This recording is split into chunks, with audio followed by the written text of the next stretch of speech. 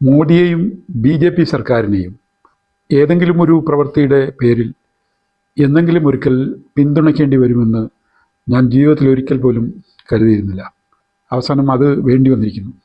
ശരിക്കു പറഞ്ഞാൽ CPM-ഉം പിണറായി സർക്കാരും എന്നെക്കൊണ്ട് അതും ചെയ്യിച്ചു. ഇന്ന് മുഖ്യമന്ത്രിയും പരിവാരങ്ങളും കൂടി തിരുവനന്തപുരത്ത് ഒരു വലിയ സമരം, ഒരു ദിവസം നീണ്ടുനിന്ന സമരം നടത്തി. കേന്ദ്ര അവഗണനയ്ക്കെതിരെ എന്നാണ് പറഞ്ഞത്. അവഗണന എന്നൊക്കെ പറയുന്നതിനെക്കുറിച്ച് നേർക്കുനേരെ പറഞ്ഞാൽ പണം കടം വാങ്ങാനുള്ള അനുമതി നൽകുന്നില്ല എന്ന് മാത്രമേ അർത്ഥമുള്ളൂ. കടമെടുപ്പിന് പരിധി നിശ്ചയിക്കുകയും അതിന് അനുവാദം നൽകുന്നില്ല, അതാണ് പറയുന്നത്. ഈ വാക്കിൽ തന്നെ ഒരു കള്ളക്കളിയുണ്ട്. കടമെടുപ്പ് എന്നാണ് പറയുന്നത്. കടം, നമ്മളൊരു സ്ഥലത്ത് നിന്ന് കടം വാങ്ങിക്കഴിഞ്ഞു കഴിഞ്ഞാൽ അത് നമ്മൾ തിരിച്ചു കൊടുക്കുമ്പോൾ തീർന്നു.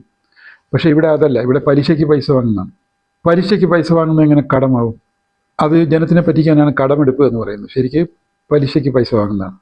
കേന്ദ്ര സർക്കാർ ഏർപ്പെടുത്തിയ പലിശയ്ക്ക് പണമെടുക്കുന്നതിന് ഏർപ്പെടുത്തിയ നിയന്ത്രണത്തെ, അല്ലെങ്കിൽ അതിനെ തടഞ്ഞതിനെ എന്തുകൊണ്ട് ഞാൻ സപ്പോർട്ട് ചെയ്യുന്നു എന്നുകൂടി പറയണം. അതിന് വളരെ സിമ്പിളായിട്ട് നമുക്കിങ്ങനെ മനസ്സിലാക്കാം.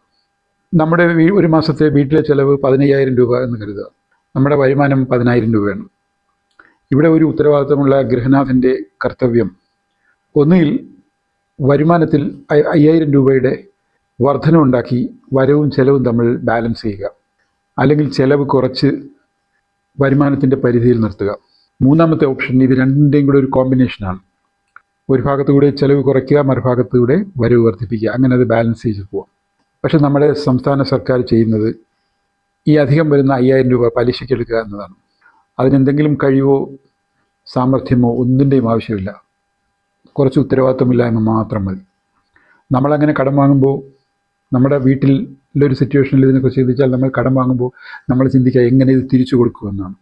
അത് കൊടുക്കേണ്ട വഴികൾ. ഒന്നാമതായി അങ്ങനെ കടം വരുന്ന അവസ്ഥ നമ്മൾ ഉണ്ടാക്കില്ല. ഇനിയിപ്പോൾ ഉണ്ടാക്കിയാൽ പോലും നമ്മളത് കൊടുക്കുന്ന വഴികൾ, അതിൻ്റെ ആ ഒരു ബാധ്യത നമ്മളെ കടമെടുപ്പിൽ നിന്ന് പിൻവലിക്കും. ഇവിടെ അങ്ങനെ ഒരു പ്രശ്നമേ ഇല്ല. വലിയ വലിയ മുതലാളിമാർക്കും വലിയ വലിയ സ്ഥാപനങ്ങൾക്കും നികുതി ഇളവ് കൊടുക്കുകയും അത് പിരിച്ചെടുക്കാനോ അങ്ങനെയുള്ള മറ്റു മാർഗങ്ങളിലുള്ള വരുമാനം വർദ്ധിപ്പിക്കാനോ, അല്ലെങ്കിൽ അതങ്ങനെ ഒരു ശ്രമവും നടത്താതെ പകരം പലിശയ്ക്ക് പൈസ എടുക്കുക. ഇപ്പോൾ ഭരണത്തിൽ നിന്ന് ഇറങ്ങിപ്പോകുന്ന സമയമായപ്പോൾ വൻതോതിൽ കടമെടുത്ത് ആ ബാധ്യത അടുത്ത് വരാനിരിക്കുന്ന സർക്കാരിൻ്റെ തലയിലാക്കി ആ പണം കൊണ്ട് കളിച്ച് തിമിർത്ത് ജനങ്ങളെ പറ്റിക്കുന്ന കുറേ ആനുകൂല്യങ്ങൾ നൽകി വീണ്ടും അധികാരത്തിൽ വരാം. ഇനി വന്നില്ലെങ്കിൽ പോലും ഈ ബാധ്യത തുടർന്നു വരുന്ന സർക്കാരിൻ്റെ തലയിലാവും. അതിനുവേണ്ടിയുള്ള ശ്രമത്തിനാണ് മോഡി സർക്കാർ തടയിട്ടത്. അവർ കേരളം നശിച്ചു പോകുന്നത് കൊണ്ടുള്ള വിഷമം കൊണ്ടല്ല. ഇവർ ഈ അവസാന സമയത്ത് പണം എടുക്കുന്നത് തടയുന്നതിന് അവർക്ക് അവരുടേതായ രാഷ്ട്രീയ താല്പര്യങ്ങളുണ്ട്. എങ്കിൽ പോലും ഉർവശി ശാപം ഉപകാരം എന്ന് പറഞ്ഞതുപോലെ മലയാളിയുടെ തലയിൽ നിന്ന് കുറേ കടം ഒഴിവായി കിട്ടി. 4 ലക്ഷം കോടി രൂപയാണ് കേരളത്തിൻ്റെ കടം എന്നാണ് ഞാനിപ്പോൾ പരിശോധിച്ചപ്പോൾ മനസ്സിലായത്. അധികം ആവശ്യമായ 5,000 രൂപ പലിശയ്ക്ക് എടുക്കുമ്പോൾ അടുത്ത മാസം ആ 5,000 രൂപയ്ക്ക് കൂടെ നമ്മൾ പലിശ കൊടുക്കണം. അങ്ങനെ പലിശ കൊടുക്കാൻ പലിശയ്ക്ക് പൈസ എടുക്കുന്ന ഒരവസ്ഥയിലാണ് ഈ സംസ്ഥാനം ഉള്ളത്.